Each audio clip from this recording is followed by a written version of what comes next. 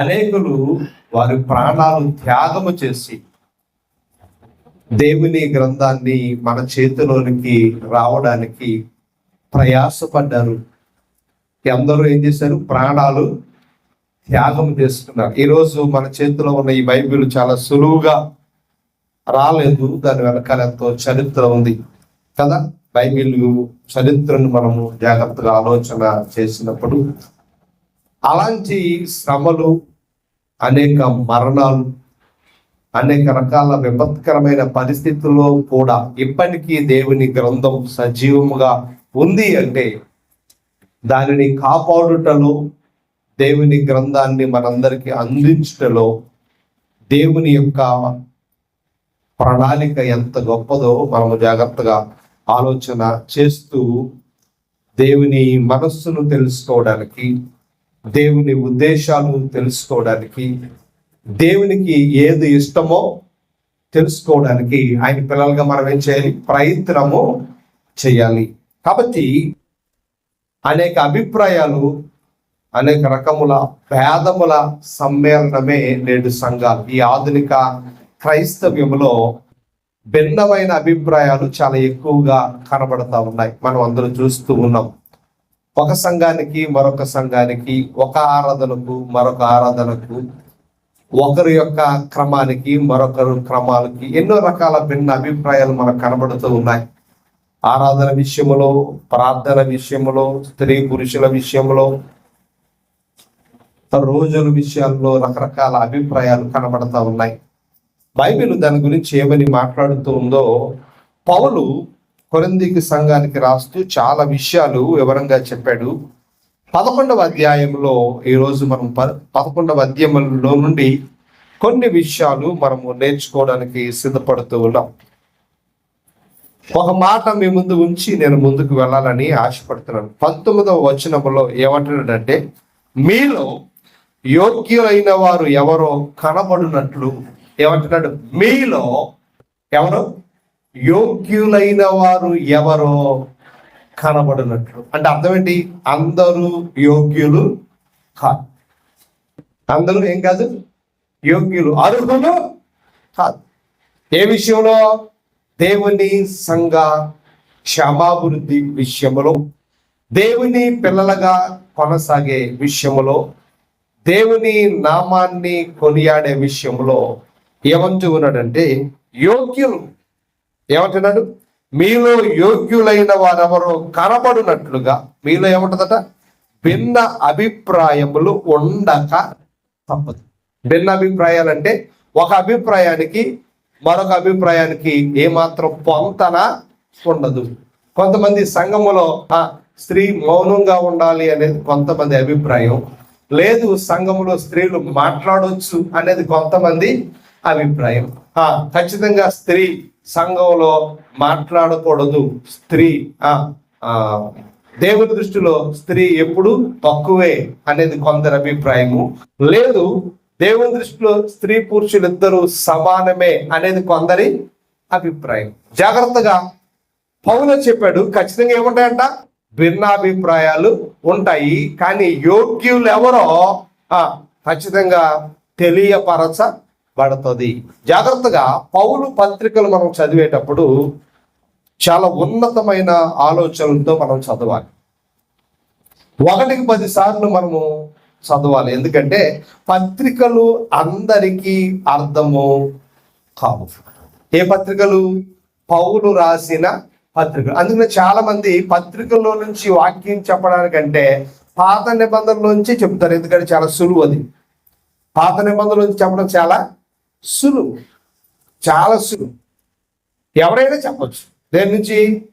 పాత నిబంధన. కానీ పత్రికల్లో నుండి మాట్లాడాలి అంటే చాలా జ్ఞానము కావాలి. అది సామాన్యమైన వారెవరు పత్రికలలో నుండి వాక్యాన్ని చెప్పలేరు. చాలా మంది సువార్తల్లోంచి మాట్లాడుతూ ఉంటారు కదా. సువార్తలు కూడా చాలా సులువుగా ఉంటాయి. ఎందుకంటే అన్ని అద్భుతాల గురించి, స్వస్థతల గురించే వ్రాయబడ్డాయి కదా. కానీ పత్రికలు సంఘము యొక్క క్రమాన్ని, దేవుని యొక్క జ్ఞానాన్ని, పరలోకం ఎలాగుంటుందో, పాతాళం ఎలాగుంటుందో, నరకం ఎలాగుంటుందో, దేవుడు ఎలాంటి కార్యాలు చేస్తాడో అవన్నీ కూడా, అంటే సంపూర్ణమైన జ్ఞానం ఎందులో ఉంది చెప్పండి? పత్రికలలో ఉంది. ఆ పత్రికలు చదువుతూ ఉన్నప్పుడు చాలా మంది ఏ అభిప్రాయాలు కలిగి ఉంటారు? అందరికీ ఒకే అభిప్రాయం ఎప్పటికీ ఉండదు. ఈ విషయాన్ని మీరు గుర్తుపెట్టుకోవాలి. అందరూ భిన్నాభిప్రాయాలు ఉండక మనవు. ఇప్పుడు పౌలు గురించి పేతురు గారు రాస్తూ, ఎవరు రాస్తున్నారు? పేతురు అద్భుతమైన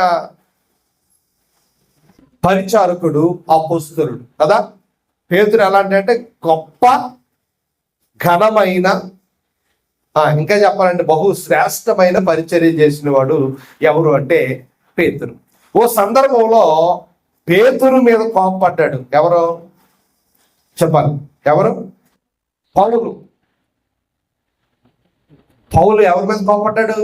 పౌలు జూనియర్, పేతురు సీనియర్, వయసులో చాలా పెద్దవాడు. పైగా అపోస్తలుల్లో ఫస్ట్ ప్లేస్లో ఉన్నవాడిగా మనకు కనబడతాడు. ఎవరు?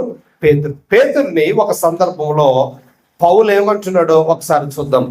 గలతీ పత్రిక 2వ అధ్యాయము 11వ వచనము. అయితే కేఫా అనగా ఎవరో? పేతురు. కేఫా అంటే ఎవరు? పేతురు. అంతియొకకు వచ్చినప్పుడు, అంటే అంతియొకయ అనే ప్రాంతానికి వచ్చినప్పుడు అతడు అపరాధిగా తీర్చబడ్డాడు. అపరాధి అంటే తప్పు చేసిన వానిగా. పేతురంతటి వాడిని పౌలు ఏమంటున్నాడు? అపరాధి అంటున్నాడు. అపరాధి అంటే ఏం చేశాడు? తప్పు చేసాడు. పేతురు గారు తప్పు చేశాడా?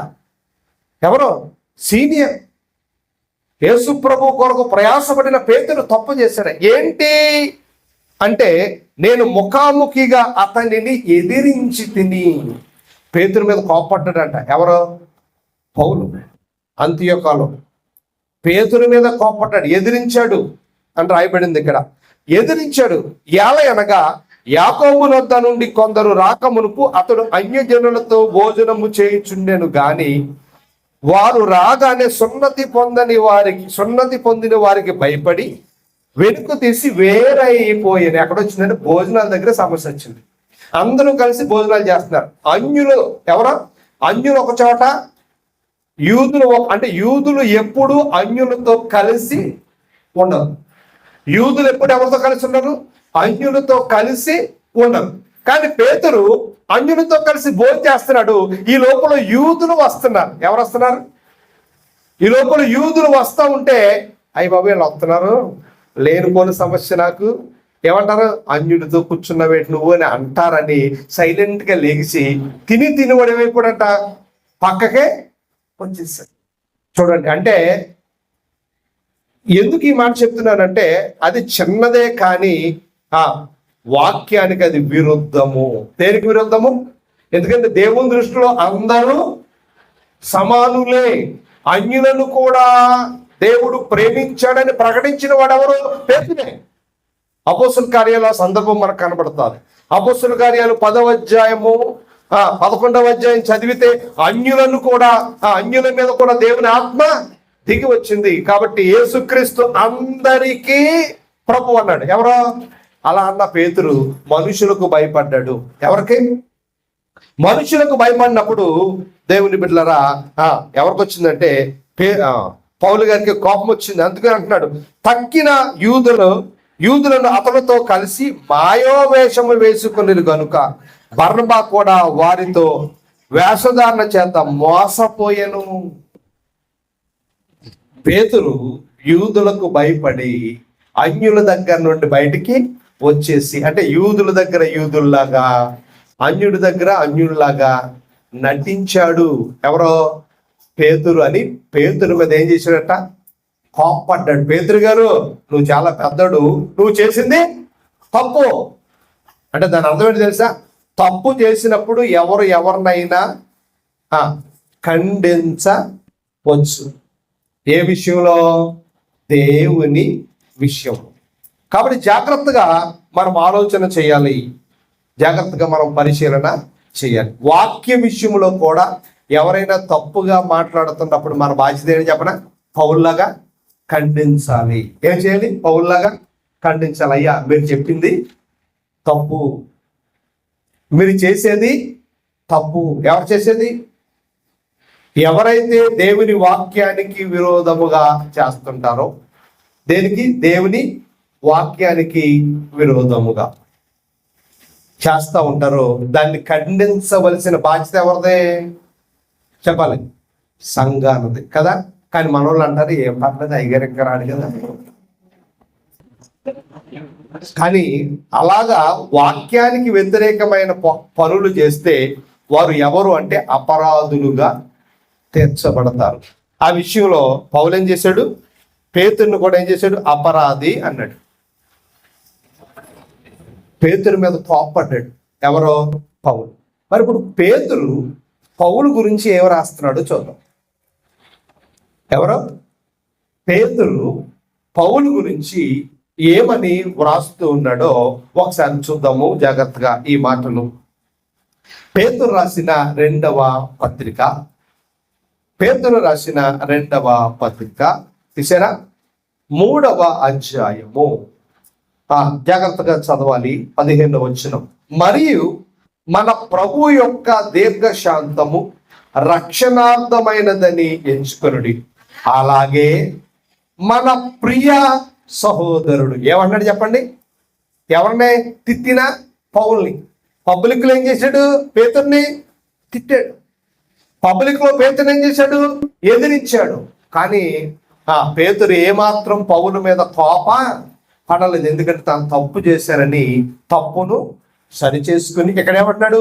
మన ప్రియ సహోదరుడు. ఎంత మంచి బంధము చూడండి. పేతురు తన స్థాయిని, తన ప్రేమను ఏ రీతిగా కనపరుస్తూ ఉన్నాడు. మన ప్రియ సహోదరుడు పౌలు కూడా తనకు అనుగ్రహించబడిన జ్ఞానం, ఈ మాట అండర్లైన్ చేసుకోవాలి. అనుగ్రహించబడిన జ్ఞానం పౌలుకి ఏమివ్వబడింది? అనుగ్రహించబడిన జ్ఞానం, తనకు అనుగ్రహించబడిన జ్ఞానం. ఇప్పుడు చదువుదాం. జ్ఞానము చొప్పున మీకు వ్రాసి ఉన్నాడు. పౌలు దేవుని జ్ఞానముతో, దేవుని చేత అనుగ్రహించబడిన జ్ఞానముతో పత్రికలు వ్రాసాడు అంటున్నాడు. వ్రాసి ఉన్నాడు. వీటిని గూర్చి తన పత్రికలన్నిటిలో బోధించుచున్నాడు. వేటి గురించి? దేవుని జ్ఞానాన్ని గురించి. అయితే వాటిలో కొన్ని సంగతులు గ్రహించుటకు కష్టమైనవి. ఇది అండర్లైన్ చేసుకోవాలి. అంటే పౌలు పత్రికలలో అన్ని విషయాలు గమ్ముని అర్థము కావు. ఏ విషయాల్లో? పౌలు పత్రికలలో అన్ని విషయాలు గమ్మున అర్థము కావు. ఎంత క్లియర్గా చెప్పాడు చూడండి. ఏమన్నాడు? వీటిని గూర్చిన పత్రికలు రాసుకున్నాడు. వాటిలో కొన్ని సంగతులు గ్రహించుట కష్టం. ఎవరికి కష్టం? కింద రాశాడు. వీటిని విద్యాహీనులు, అస్థిరులైన వారు తక్కిన లేఖములను అపార్థము చేసినట్లు తన స్వకీయ నాశనమునకు అపార్థము. అంటే పౌలు రాసిన పత్రికలు సరైన అవగాహన లేకపోతే, చదువు లేకపోతే, పౌలు పత్రికల పట్ల అభ్యాసము లేకపోతే ఏమైపోతారంట? రాశాడు. అపార్థము చేసుకుని వారు స్వకీయ నాశనమును తెచ్చుకుంటారు. బైబిల్ చదవడం ఒక ఎత్తు అయితే, బైబిల్ని అపార్థం చేసుకుంటే ఏమవుతాం మనము? చెప్పాలి. బైబిల్ అర్థం చేసుకుంటే చాలా మంచిది. అపార్థం చేసుకుంటే ఏమవుతాము? నాశనము అయిపోతాం. బైబిల్ని అర్థం చేసుకుంటే దీవించబడతాము. అపార్థం చేసుకుంటే ఏమవుతాము? నాశనము అవుతాము. కాబట్టి పౌలు రాసిన పత్రికలు చెప్పాలి చాలా జ్ఞానము కలిగినవి. ఎలాంటివి చెప్పండి? పౌలు రాసిన పత్రికలు చాలా జ్ఞానము కలిగినవి. నేను అందుకే మీకు పదే పదే చెప్తున్నాను, పౌలు పత్రికలు బాగా చదవండి. ఇప్పుడు మనము బైబిల్లో సంఘములో స్త్రీ యొక్క స్థానాన్ని మీరే ఫైనల్ చేయాలి. ఎవరు చేయాలి? బైబిల్ బాగా చదివి బైబిల్ ప్రకారంగా స్త్రీ పురుషునితో సమానమా, లేదా పురుషుని కంటే తక్కువ.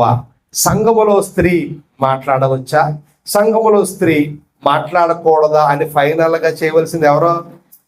మీరే, అంటే మనమే. ఎలాగా? బైబిల్ని జాగ్రత్తగా పరిశీలన చేసి. ఇప్పుడు మనం ప్రారంభిద్దాము దేవుని పిల్లలుగా. పౌలు 11వ అధ్యాయానికి వచ్చినప్పటికీ రోమా పత్రికలో, క్షమించాలి, కొరింథీయులకు రాసిన మొదటి పత్రిక 11వ అధ్యాయము మొదటి 12 వచనాలు స్త్రీ స్థానం గురించి మాట్లాడుతూ ఉన్నాడు. దేని గురించి మాట్లాడుతూ ఉన్నాడు? స్త్రీ స్థానాన్ని గురించి మాట్లాడుతున్నాడు. స్త్రీ స్థానము ఏమిటి అని మాట్లాడుతున్నాడు అంటే 11-12 వచనాల్లో ఏమంటాడంటే, స్త్రీ అయితే ప్రభువునందు స్త్రీకి వేరుగా పురుషుడు లేడు, పురుషునికి వేరుగా స్త్రీ లేదు. స్త్రీ పురుషుడు నుండి ఎలాగో కలిగెనో పురుషుడు స్త్రీ మూలముగా కలిగెను గాని సమస్తమైనవి దేవుని మూలముగా కలుగుతున్నవి. అంటే స్త్రీ అయినా పురుషుడైనా ఇద్దరు దేవుని మూలంగా వచ్చారు కాబట్టి ఇద్దరు సమానమే అంటుంది ఈ వచనం. ఏ వచనం? 11వ వచనం 12వ వచనం ఏమంటుంది? ఇద్దరు కూడా దేవుని మూలంగా వచ్చారు, ఇద్దరు సమానమే అని చెబుతా ఉంది. కాబట్టి ఈ 11-12 వచనాలలో ఉన్న అర్థాన్ని, భావాన్ని మనము జాగ్రత్తగా ఆలోచన చేసినప్పుడు పౌలు ఏమంటున్నాడంటే, స్త్రీ అయినా పురుషుడైనా దేవుడి నుండే వచ్చారు. ఇద్దరు ఎవరి నుండి వచ్చారు? దేవుడి నుండి వచ్చారు. ఇద్దరు ఎవరు? సమానమే. పురుషునికి వేరుగా స్త్రీ లేదు, స్త్రీకి వేరుగా పురుషులు లేదు. అంటే ఇద్దరు సమానమనా వేరువేరని చెప్తున్నాడా? ఇద్దరు సమానం అన్నట్లుగా చెబుతా ఉన్నాడు. జాగ్రత్తగా మాటలు మనము ఆలోచన చేసినప్పుడు ఇప్పుడు 3వ వచనములోనికి వెళితే, అదే అధ్యాయము 11వ అధ్యాయము 3వ వచనంలోకి వెళితే ఏమంటాడంటే, ప్రతి పురుషునికి శిరస్సు క్రీస్తనియు, స్త్రీకు శిరస్సు పురుషుడనియు, క్రీస్తునకు శిరస్సు దేవుడనియు మీరు తెలుసుకొనవలెనని కోరుచున్నాను. అంటే ముందు ఎవరున్నారు? స్త్రీ తల మీద, స్త్రీకి తలగా పురుషుడున్నాడు, పురుషుడికి తలగా క్రీస్తున్నాడు, క్రీస్తుకు తలగా దేవుడున్నాడు. అంటే మీరు గమనించాలి. ఇప్పుడు స్త్రీ యొక్క తల ఎవరు అంటే పురుషుడు, అంతేనా? స్త్రీ యొక్క తల ఎవరు? పురుషుడు. పురుషుడు యొక్క తల ఎవరు? క్రీస్తు. క్రీస్తు యొక్క తల ఎవరు? దేవుడు. అంటే పురుషుడు కంటే ఎక్కువ, క్షమించాలి, స్త్రీ కంటే ఎక్కువ ఎవరో? స్త్రీ కంటే ఎక్కువ ఎవరో? పురుషుడు. పురుషుడి కంటే ఎక్కువ ఎవరో? క్రీస్తు. క్రీస్తు కంటే ఎక్కువ ఎవరో? అర్థమైందా? అంటే ఇద్దరు ఇప్పుడు స్త్రీ పురుషులు ఈ వచనం ప్రకారంగా సమానమా, ఎక్కువ తక్కువ? ఇందాక 11వ వచనంలో ఏమన్నాడు? స్త్రీ నుండి పురుషుడు, పురుషుడు స్త్రీ కాదు, ఇద్దరు ఎవరి నుంచి వచ్చారు? దేవుడి నుండే వచ్చారు అని చెప్పి 3వ వచనంలో అన్నాడు. ఏమన్నాడు? స్త్రీకి తల ఎవరో? పురుషుడు. పురుషుడుకు తల క్రీస్తు. క్రీస్తులకు తల ఎవరు? యేసు దేవుడు. జాగ్రత్తగా ఈ భావాన్ని మనం ఆలోచన చేయాలి. దీని ప్రకారంగా, ఏ ప్రకారంగా? కొరింథీ పత్రిక 11వ అధ్యాయము 3వ వచనం ప్రకారంగా, ఎఫెసీ పత్రిక 5వ అధ్యాయం ప్రకారంగా పురుష ఆధిపత్యం మనకు కనబడతా ఉంది. ఏం కనబడుతుంది చెప్పండి? పురుషాధిపత్యం. అంటే పురుషుడే పైన ఉండాలి అని లేఖనము చెప్తా ఉంది. ఇప్పుడు ఒకే అధ్యాయములో 2 రకాలుగా పౌలు ఏం చేస్తున్నాడు? చెబుతా ఉన్నాడు. పౌలు యొక్క పత్రిక అర్థం చేసుకోవాలంటే నీకు ఏముండాలి? జ్ఞానం ఉండాలి. అది ఫస్ట్ మీకు క్లారిటీ ఇచ్చారు. ఇప్పుడు ఈ 2 వచనాలు అంటే 3వ వచనం యొక్క భావాన్ని, 11-12 వచనాల యొక్క భావాన్ని జాగ్రత్తగా మనం ఏం చేయాలంటే పరిశీలన చేయాలి. మరలా చదువుతున్నాను 11వ వచనము. ప్రతి పురుషునికి 3వ వచనం, ప్రతి పురుషునికి శిరస్సు క్రీస్తనియు, స్త్రీకు శిరస్సు పురుషుడనియు, క్రీస్తునకు శిరస్సు దేవుడనియు మీరు తెలుసుకొనవలనని కోరుచున్నాను. ఎన్నో వచనం ఇది? 3వ వచనం. 3వ వచనం అలా రాయబడితే కిందకి మనం జాగ్రత్తగా చూసినప్పుడు దేవుని పిల్లలుగా అదే 11వ అధ్యాయంలో జాగ్రత్తగా మనము ఆ మాటలు చూసినప్పుడు ఒక అద్భుతమైన విషయాన్ని మీ ముందు ఉంచడానికి నేను మీకు జ్ఞాపకం చేయాలని ఇష్టపడుతూ ఉన్నాను. ఒకసారి చూద్దాము. 7వ వచనం నుండి చదువుదాం. పురుషుడైతే దేవుని పోలిక మహిమై ఉన్నాడు. పురుషుడు ఎవరట? వెంటనే పక్కన రాసుకోవాలి. పురుషుడు దేవుని పోలిక, దేవుని మహిమై ఉన్నాడు. Very good. అనగా స్త్రీ పురుషుని నుండి కలిగెను కానీ పురుషుడు స్త్రీ నుండి కలగలేదు. ఇది ఇంకా తిరకసగా ఉంది వచనం, జాగ్రత్తగా చదవాలి. ఏమంటున్నాడు? 7వ వచనం మరలా చదువుదాం. 7వ వచనం, పురుషుడైతే దేవుని పోలిక మహిమై ఉన్నాడు. అంటే పురుషుడు దేవుని పోలిక, స్త్రీ ఎవరి పోలిక? 7వ వచనం ప్రకారంగా పురుషుడు ఎవరి పోలిక? దేవుని పోలిక, దేవుని మహిమై ఉన్నాడు. మరి స్త్రీ ఎవరి పోలిక? అక్కడికి వచ్చి రాసుకోవాలి మీరు. గనుక జాగ్రత్తగా మనం చదివితే, గనుక తల మీద ముసుగు వేసుకొనకూడదు. ఎవరు? పురుషుడు ముసుగు వేసుకోకూడదు. ఎందుకంటే పురుషుడు దేవుని మహిమ. పురుషుడు ఏంటంట? దేవుడి మహిమ కాబట్టి ముసుగు వేసుకోకూడదు.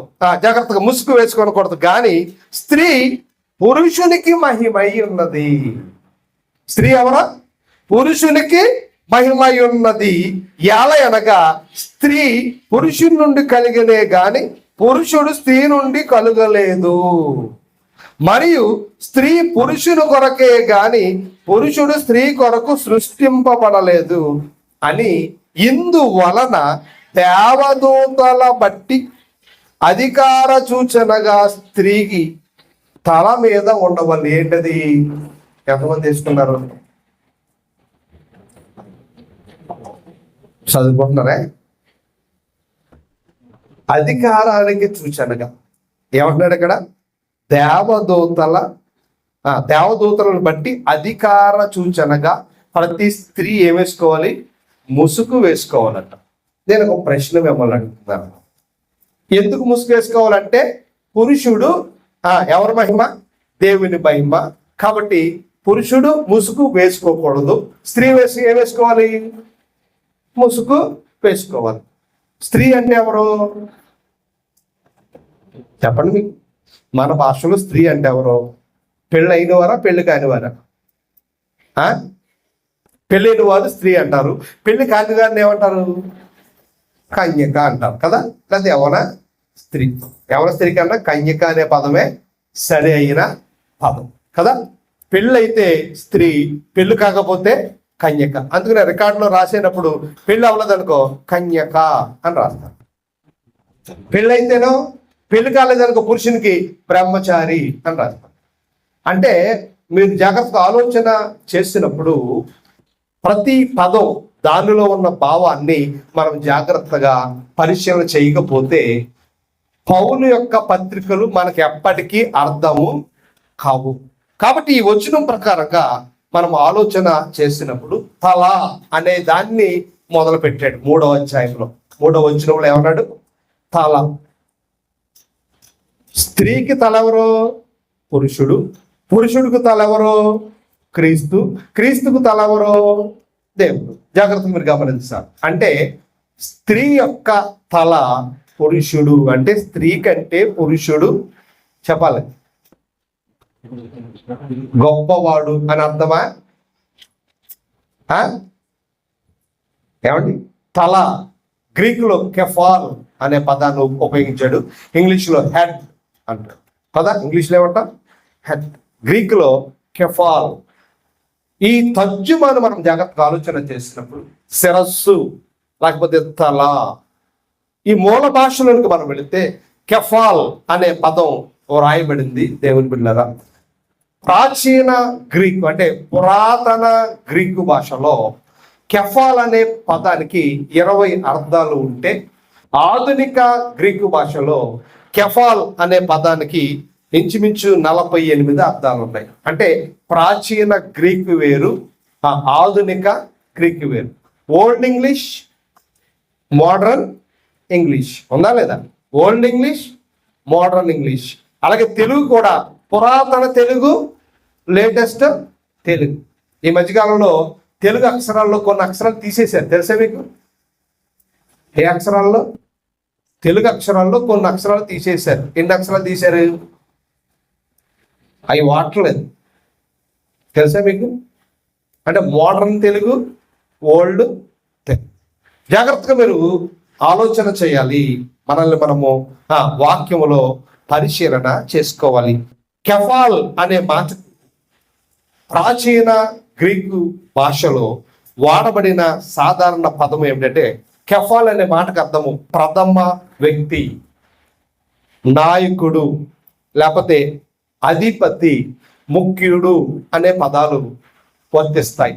ప్రాచీన గ్రీకు సంస్కృతిలో భాషాపరమైన భావాన్ని మనం ఆలోచన చేసినప్పుడు కెఫాల్ అనే మాటకి అర్థం ఏమిటి అంటే ప్రథమ వ్యక్తి, నాయకుడు, అధిపతి, లేకపోతే ముఖ్యుడు. కానీ క్రొత్త నిబంధన గ్రీకు శబ్దకోశం ప్రకారంగా, అంటే క్రొత్త నిబంధన గ్రీకు పదాల కలయిక భావాన్ని మనము ఆలోచన చేసినప్పుడు ఏమని మనకు అర్థం అవుతుంది అంటే, ఉన్నత శ్రేణి జీవులకు వాడబడే పదం ఇక్కడ వాడబడింది అని ఆ శబ్దకోశము చెబుతూ ఉంది. అంటే శాస్త్రీయ బద్ధముగా, ఏ బద్ధముగా? శాస్త్రీయ బద్ధముగా ఆ మాటల యొక్క భావాలను మనము ఆలోచన చేసినప్పుడు అవి ఆధునిక భాషలో దాన్ని మనము చూస్తే ఇంచుమించు 48 అర్థాలు ఉన్నాయట. అందులో ఎక్కడ కూడా ప్రథమ శ్రేణి అంటే ఉన్నతమైన, ముఖ్యమైన అనే పదాలు ఎక్కడ వాడబడలేదు. అంటే గ్రీకు భాషలో తల అనే మాటకు ముఖ్యమైన, మూలమైన అనే పదాలు వాడబడలేదు అని బైబిల్ పండితుల యొక్క అభిప్రాయము చెబుతా ఉన్నారు. అంటే తల అంటే స్త్రీ, తల ఎవరో పురుషుడు. అంటే పురుషుడు కంటే స్త్రీ ఎక్కువ అని అంటే పురుషుడు కంటే ఎక్కువ ఎవరో చెప్పాలి, క్రీస్తు అయ్యాడు. క్రీస్తు కంటే ఎక్కువ ఎవరో అంటే క్రీస్తు ఎక్కువ, దేవుడి కంటే ఎక్కువేమి అంతేనా? దాని అర్థం ఎవరికంటే ఎక్కువ చెప్పాలి. దేవుని కంటే క్రీస్తు ఎక్కువ కాదు అని అర్థం వస్తుందా లేదా? ఒకవేళ స్త్రీ కంటే పురుషుడు ఎక్కువైతే, పురుషుడి కంటే ఎక్కువ క్రీస్తు అయితే, క్రీస్తు కంటే ఎక్కువ ఎవరో దేవుడు. అక్కడ మరి యేసుక్రీస్తు యొక్క దేవత్వాన్ని గురించి మనకి ఏమో రావాలి? డౌట్ రావాలి. అంటే యేసుక్రీస్తు దేవుడి కంటే ఎక్కువ కాదా? అంటే యేసుక్రీస్తు దేవునితో సమానము చెప్పాలి. యేసుక్రీస్తు దేవునితో స్త్రీ కంటే పురుషుడు సమానం కాకపోతే, ఎవరితో? స్త్రీతో పురుషుడు సమానం కాకపోతే క్రీస్తు దేవునితో సమానుడు కాడా? ఏ వచనం అది? 3వ వచనం ప్రకారంగా కెఫాల్ అనే మాటను మనము జాగ్రత్తగా పరిశీలన చేసినప్పుడు ఇప్పుడు దాని యొక్క సరి అయిన పదాన్ని మనము ఆలోచన చేసినట్లయితే క్రొత్త నిబంధన ఆధునిక గ్రీకు డిక్షనరీ ప్రకారంగా కెఫాల్ అనే మాటకు ఏమని ఆరంభము కనబడతా ఉందంటే 2 విషయాలు చెబుతూ ఉండే. ఒకటి ఏంటంటే జాగ్రత్తగా మాట మనం ఆలోచన చేసినప్పుడు మూలం లేకపోతే ఆధారం అని అర్థం. కెఫాల్ అనే మాటకు అర్థం ఏంటండి? మోడర్న్ గ్రీకు భాషలో ఆధారం అంటే స్త్రీకి ఆధారం ఎవరో పురుషుడు, పురుషునికి ఆధారం ఎవరో క్రీస్తు, క్రీస్తుకి ఆధారం ఎవరు? దేవుడు. ఇప్పుడు అదే తెలుగులో స్త్రీకి శిరస్సు పురుషుడు, పురుషుకు శిరస్సు క్రీస్తు, క్రీస్తుకు శిరస్సు దేవుడు. శిరస్సు లేకపోతే తల అనే మాటకు అర్థం ఏంటంటే ఎక్కువ, తక్కువ అనేది దాని అర్థము కాదు. ఏమిటి దాని అర్థం? స్త్రీ పురుషునిలో నుండి వచ్చింది. ఎవరి నుండి వచ్చింది చెప్పాలి? స్త్రీ ఎవరి నుంచి వచ్చింది? పురుషులలో నుండి వచ్చింది. పురుషుడు ఎవరి నుంచి వచ్చాడు? క్రీస్తులో నుండి వచ్చాడు. క్రీస్తు ఎవరి నుంచి వచ్చాడు? దేవునిలో నుండి వచ్చాడు. కాబట్టి స్త్రీ పురుషుడు కంటే చెప్పాలి తక్కువ కాదు అనేది మరొక భావన. నా అభిప్రాయం చెప్పట్లేదు మీకు. ఇది మరొక భావన, అది మరొక భావన. అంటే 2 అభిప్రాయాలు మీ ముందు చెప్పాను. భిన్న అభిప్రాయాలు మీ ముందు ఉంచుతున్నాను. ఆన్సరు మీరే వాక్యాన్ని బాగా చదివి తెలుసుకోవాలి. మొదటి అభిప్రాయం అంటే ఆధునిక గ్రీకు సాంస్కృత విధానములో, అంటే గ్రీకు యొక్క సంస్కృతి వాటి యొక్క పదాల విభజన ప్రకారంగా ఆ 3వ వచనం ఏమని చెప్తుందంటే, స్త్రీకి మూలం ఎవరు? పురుషుడు. పురుషునికి మూలం ఎవరు? క్రీస్తు. క్రీస్తునకు మూలం లేకపోతే ఆధారం ఎవరు అంటే దేవుడే. ఇప్పుడు 11వ వచనం సరిపోతుంది. ఏ వచనం? ఇందాక మనం చదువుకున్నాం కదా, కొరింథీయులకు రాసిన 11వ అధ్యాయము 11వ వచనం అంటాడు, అయితే ప్రభువునందు స్త్రీకి వేరుగాను పురుషుడు లేడు, పురుషునికి వేరుగా స్త్రీ లేదు. స్త్రీ పురుషుడి నుండి ఎలాగో కలిగెనో పురుషుడు స్త్రీ నుండి అలాగా కలిగాను. అంటే మూలం దేవునిలో నుండి యేసుక్రీస్తు భూమి మీదకి దిగి వచ్చాడు. ఎవరిలో నుండి? దేవునిలో నుండి. అందుకనే ఫిలిప్పీ పత్రికలో ఉంటాడు, దేవునితో సమానముగా ఉండుట. యేసు ప్రభు ఏ స్థానము? దేవునితో సమానుడు. కానీ ఏం చేశాడు? తను తాను రిక్తునిగా చేసుకున్నాడు. దేవునిలో నుండి. యేసు ప్రభు ఎక్కడి నుంచి వచ్చాడు? దేవునిలో నుండి భూమి మీదకి దిగి వచ్చాడు అని లేఖనం చెబుతా ఉంది. కాబట్టి ఈ ప్రకారంగా స్త్రీ పురుషుడు, స్త్రీకి మూలం పురుషుడైతే పురుషుకు మూలము దేవుడు. కాబట్టి వాళ్ళిద్దరూ భార్య భర్తలు అనే దానికన్నా స్త్రీ పురుషులిద్దరూ సమానులే అని మరొక వాదం ఉంది. కాబట్టి జాగ్రత్తగా మనం ఆలోచన చేసినప్పుడు ఎందుకీ స్త్రీ పురుషులిద్దరూ సమానమా, లేకపోతే హెచ్చు తగ్గులు ఉన్నాయా అని మనము ఆలోచన చేయాలంటే మరికొంత ముందుకు వెళ్ళాలి. మరికొంచెం మనం అడగలాలి, ముందుకు వెళ్ళి వాటిని మనము జాగ్రత్తగా ఆలోచన చేయాలి దేవుని పిల్లలుగా. ఒక మాట నేను మీ ముందు ఉంచడానికి ఇష్టపడుతూ ఉన్నాను దైవ జనాంగమా.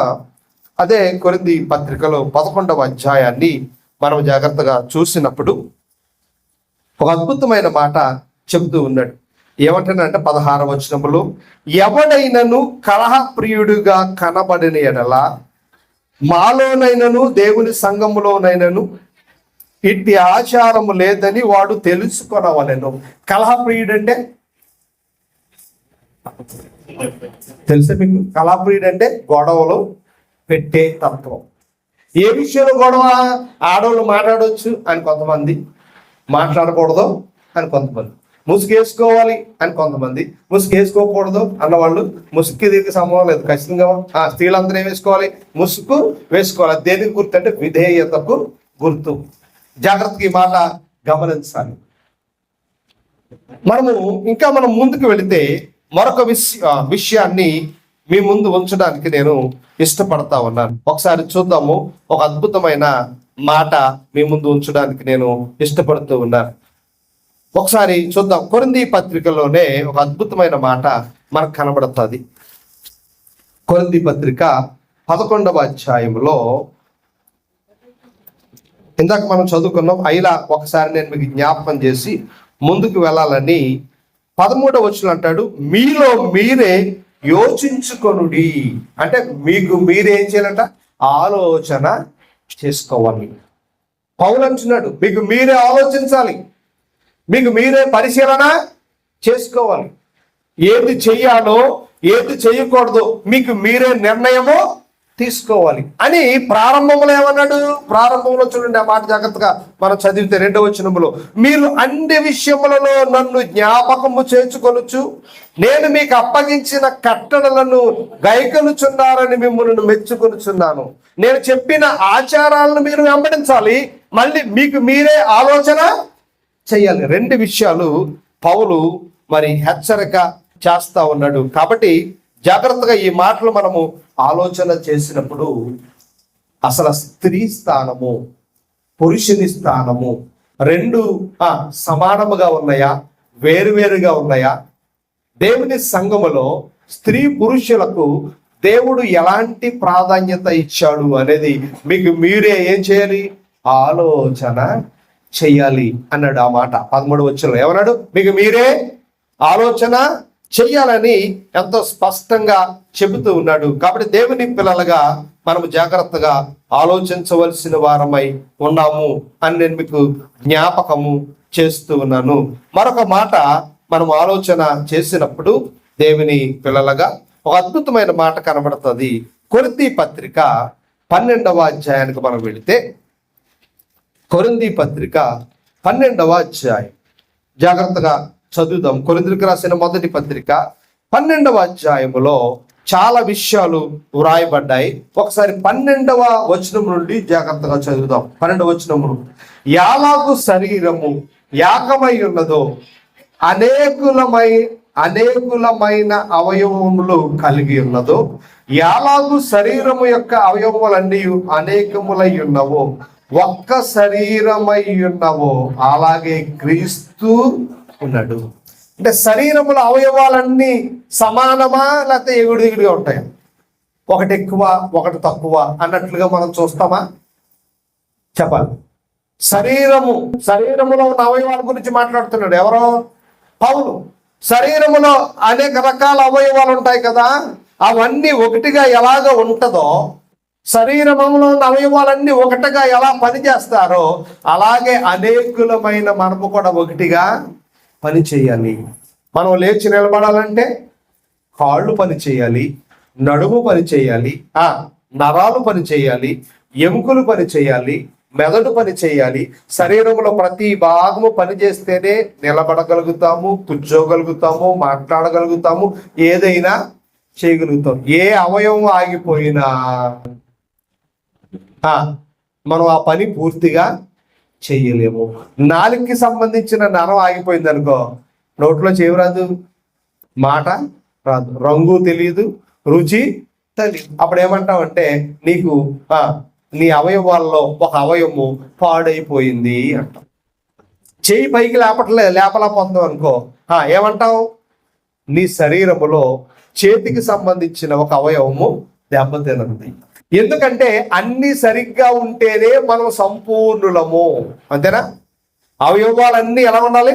సరిగ్గా ఉంటేనే మనం సంపూర్ణులము. అవయవం ఏది సరిగ్గా లేకపోయినా మన శరీరము సంపూర్ణము కాదు. మనం ఏమంటామంటే లోపం ఉంది నీలో అంటాం. ఏ చిన్న లోపం ఉన్నా ఏమంటాము? లోపం ఉంది. అలాగే సంఘములో మనం ఎవరు అంటే అవయవాలుగా ఉన్నాము అంటే మనం అందరము ఏమై ఉన్నామంటే ఏకమై ఉన్నాము. ఎవరు ఎక్కువ కాదు, ఎవరు తక్కువ కాదు అంటూ 11వ వచనములో అంటాడు, ఎలాగనగా యూదులమైనను గ్రీసు దేశస్థులమైనను దాసులమైనను స్వతంత్రమైన మనమందరము ఒక్క శరీరములోనికి ఒక్క ఆత్మ యందే బాప్తీసం పొందితే మనమందరము ఒక్క ఆత్మను పానము చేసిన వారమైతిమి. శరీరం ఒక్కటే అవయవములుగా ఉండక అనేకులమైన అవయవములుగా ఉన్నది. అంటే సంఘములో ఉన్న వారందరూ ఒక్కటే, ఏకమై ఉన్నారు. ఎవరు ఎక్కువ కాదు, ఎవరో తక్కువ కాదు. అంటే సంఘములో అందరూ చెప్పండి సమానమే. సంఘములో చెప్పండి అందరూ సమానమే. సంఘములో హెచ్చు తక్కువలు లేవు అని లేఖనం ఎంతో స్పష్టంగా చెబుతా ఉంది. దేవుని పిల్లలుగా మనము ఈ విషయాలు ఆలోచన చెయ్యాలి. అలాంటప్పుడు సంఘానికి దేవుడు కొన్ని బహుమతులు ఇచ్చాడు. ఎవరికి చెప్పాలి? సంఘానికి దేవుడు కొన్ని వరాలు ఇచ్చాడు. ఇచ్చాడా లేదా? ఏమిచ్చాడు? చాలా గొప్ప వరాలు ఇచ్చాడు. అందులో కొన్ని మాటలు నేను మీ ముందు ఉంచడానికి ఇష్టపడతా ఉన్నాను. 28వ వచనంలో, మరియు దేవుడు సంఘములో మొదట కొందరిని అపోస్తులుగాను, పిమ్మట కొందరిని ప్రవక్తలుగాను, పిమ్మట కొందరి బోధకులు గాను, అటు పిమ్మట కొందరు అద్భుతములు చేయువారు గాను, మరికొందరు స్వస్థపరచువారు గాను, మరికొందరిని ఉపకారములు చేయువారు గాను. ఉపకారం అంటే చెప్పాలి. ఉపకారములు చేయవారంటే సంఘములో ఉన్న వారికి సహాయము చేసేవారు. కొంతమంది ఎవరైనా నడవలేరు అనుకోండి, వాళ్ళు జాగ్రత్తగా నడిపించడం. వాళ్ళ ఇంట్లో ఏమైనా ఆర్థిక ఇబ్బందులు ఉన్నాయనుకోండి, వారికి సహాయము చేయటం. ఉపకారము చేయవారు గాను, కొందరిని ప్రభుత్వం అంటే అధికారులు గాను, కొందరిని నానా భాషలు మాట్లాడేవారు గాను, కొందరిని అపోస్తులు గాను అలాగ నియమించాడట. అక్కడ 20వ వచనంలో అందరూ అపోస్తుల, అందరూ ప్రవక్తల, అందరూ బోధకుల, అందరూ అద్భుతము చేయవారా, అందరూ స్వస్థపరచువారా, అందరూ కృపావరములు కలిగిన వారా, అందరూ భాషలతో మాట్లాడగలరా అని చెబుతూ కొందరికి ఒక్కొక్కరికి దేవుడు ఒక్కొక్క వరాన్ని ఇచ్చాడు. కానీ అందరూ చెప్పాలి సమానమే. అందరూ ఏంటి చెప్పండి? నాకు వాక్యం చెప్పే వరం ఉంది, మీకు పాటలు పాడే వరం ఉంది, మీకు ప్రార్థన చేసే వరం ఉంది, మీకు పరిచర్య చేసే వరం ఉంది, మీకు ఉపకారం చేసే వరం ఉంది. ఎన్ని వరాలున్నా చెప్పాలి అందరూ. నేను మిమ్మల్ని అడుగుతున్నాను, ఇంచుమించు ఇక్కడ చాలా వరాలు రాయబడ్డాయి కొత్త నిబంధన గ్రంథంలో. సంఘానికి ఇవ్వబడిన వరాల గురించి చాలా విషయాలు రాయబడ్డాయి. అన్నిటికంటే కొత్త నిబంధన ప్రకారంగా అన్నిటికంటే గొప్ప వరము ఏది చెప్పండి? అన్నిటికంటే గొప్ప వరం ఏది? అన్ని వరాల కంటే గొప్ప వరం ఏది?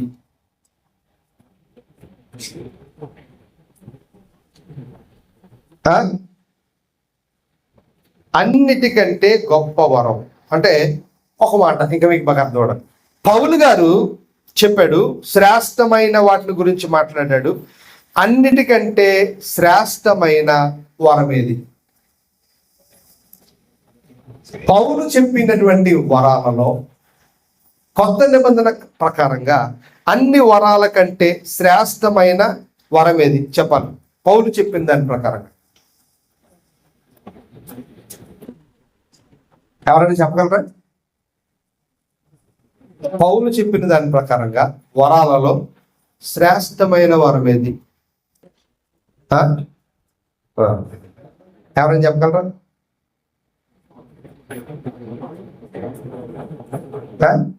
ప్రవచన వరం. ఏ వరం చెప్పండి? ప్రవచన వరం. అమ్మగారు వెనకాల చెప్తున్నారు సైలెంట్ గా. ఏ వరం చెప్పండి? ప్రవచన వరం. ఒకసారి చూద్దాం ఆ మాట జాగ్రత్తగా.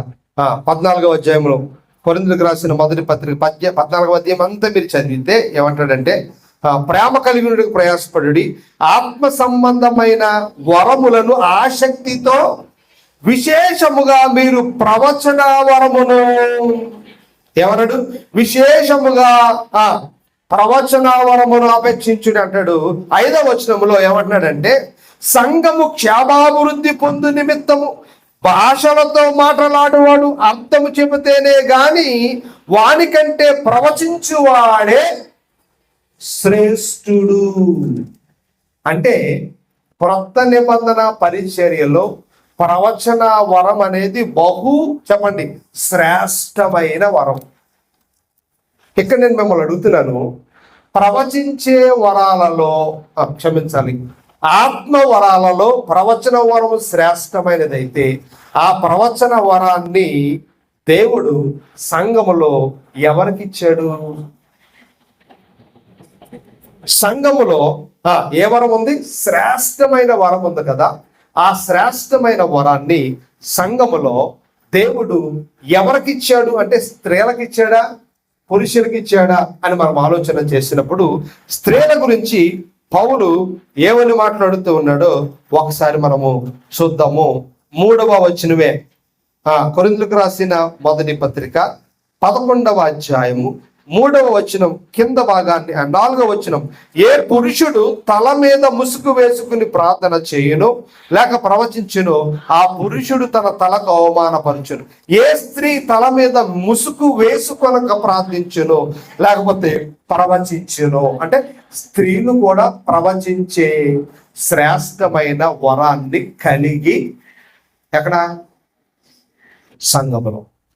సంఘములో శ్రేష్టమైన వరాలు పురుషులకు ఉన్నాయి, రెండవది స్త్రీలకు ఉన్నాయి. అంటే సంఘములో స్త్రీ పురుషులు ఎక్కువ తక్కువ ఈ వచ్చిన ప్రకారం. ఎందుకు? సంఘంలో శ్రేష్టమైన వరం ఏంటి?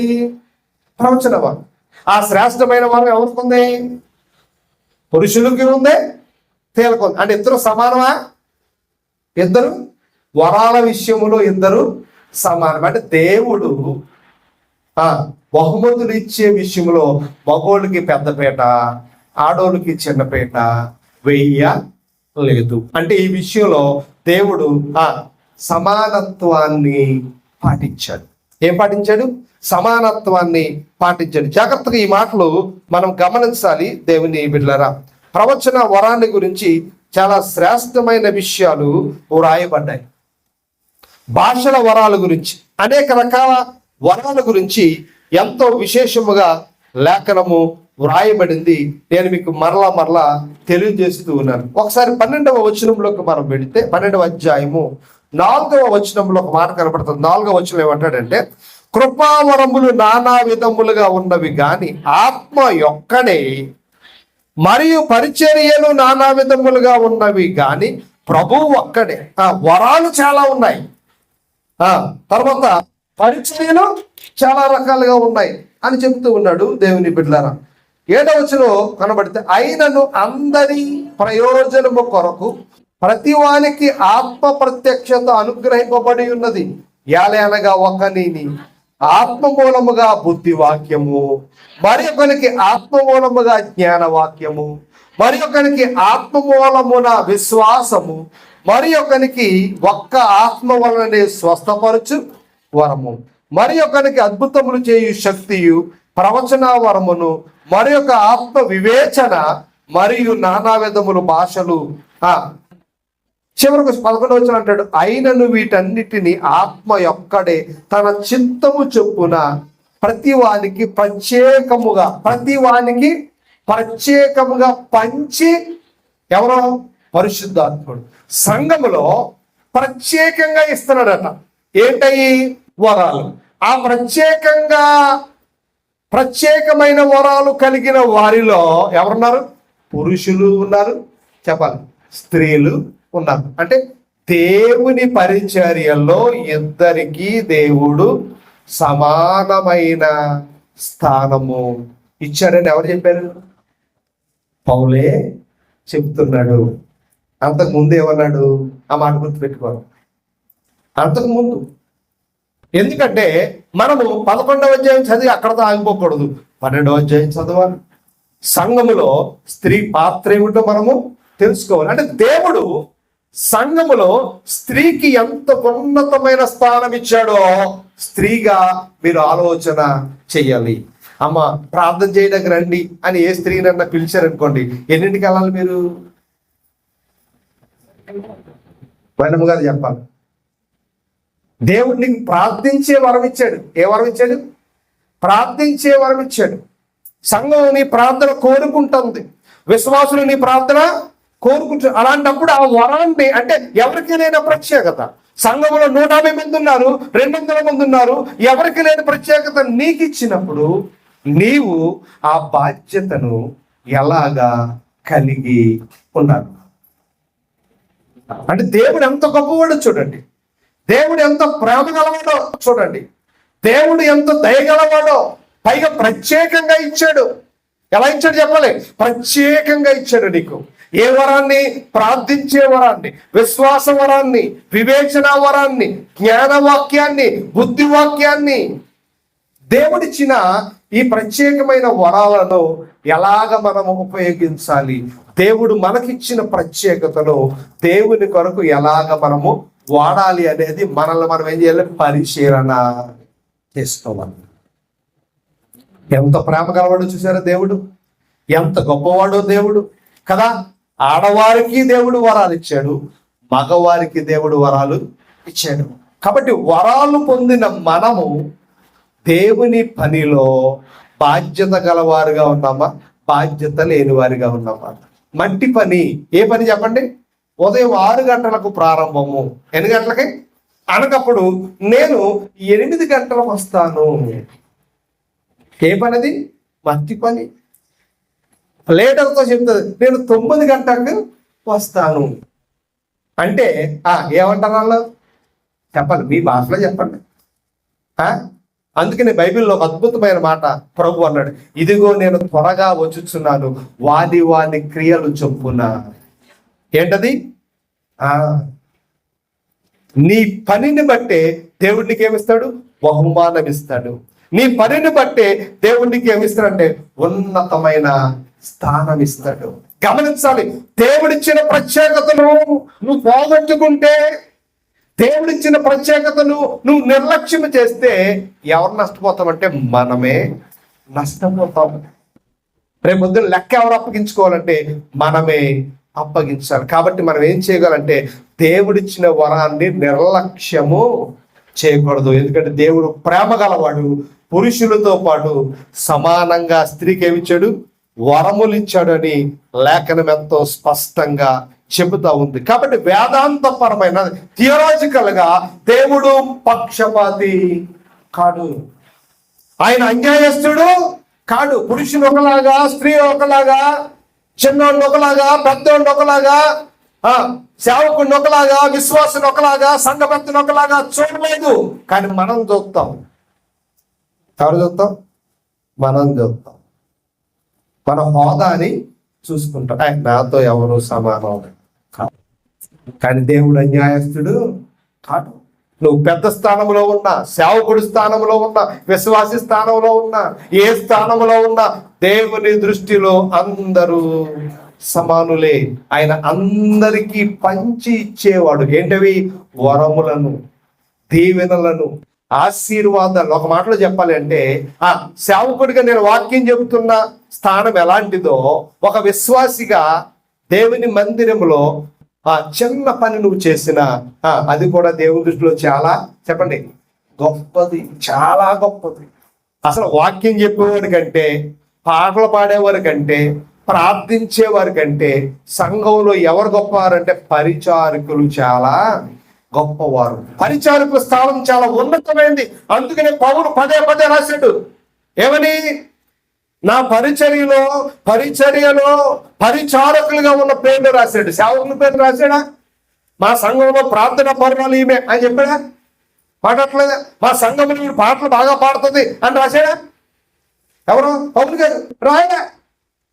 మా సంఘంలో ఈయన వాక్యం బాగా చెప్తాడు అని రాయడా?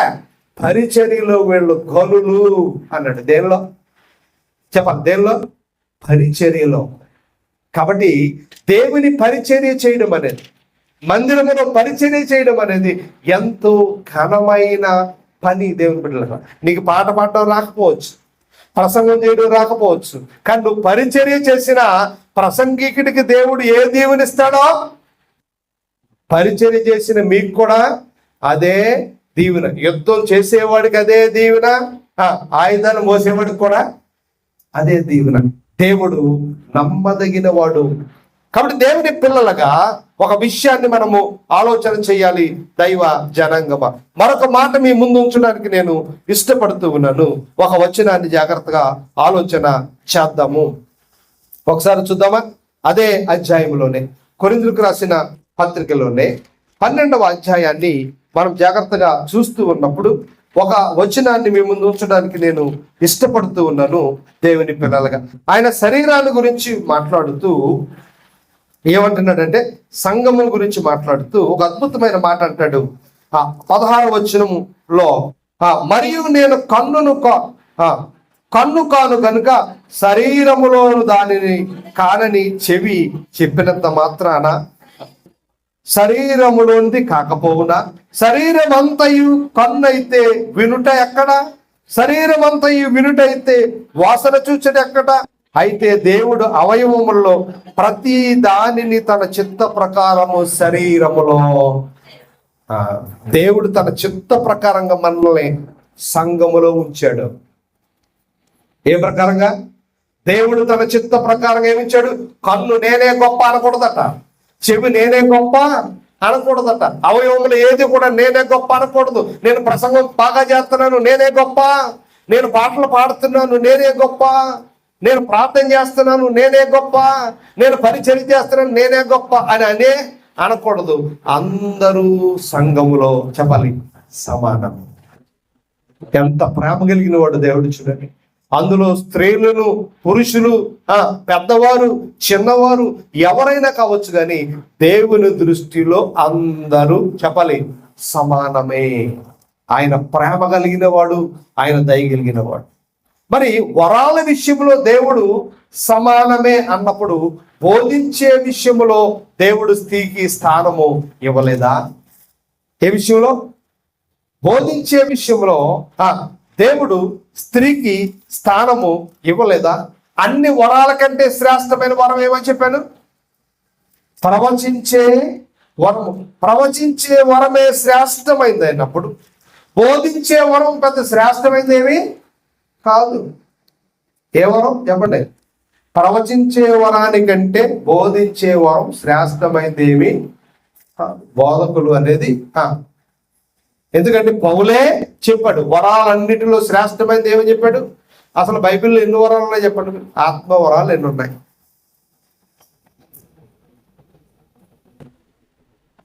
చెప్పాలి. బైబిల్లో ఆత్మవరాలు ఎన్ని ఉన్నాయి?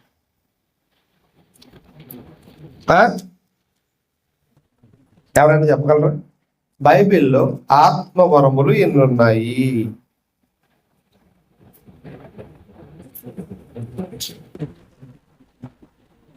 కొరింథీయులకు రాసిన పత్రికలో కొన్ని వరాలు ఉన్నాయి, ఎఫెసీ పత్రికలో కొన్ని వరాలు ఉన్నాయి, మరొక చోట కొన్ని వరాలు ఉన్నాయి.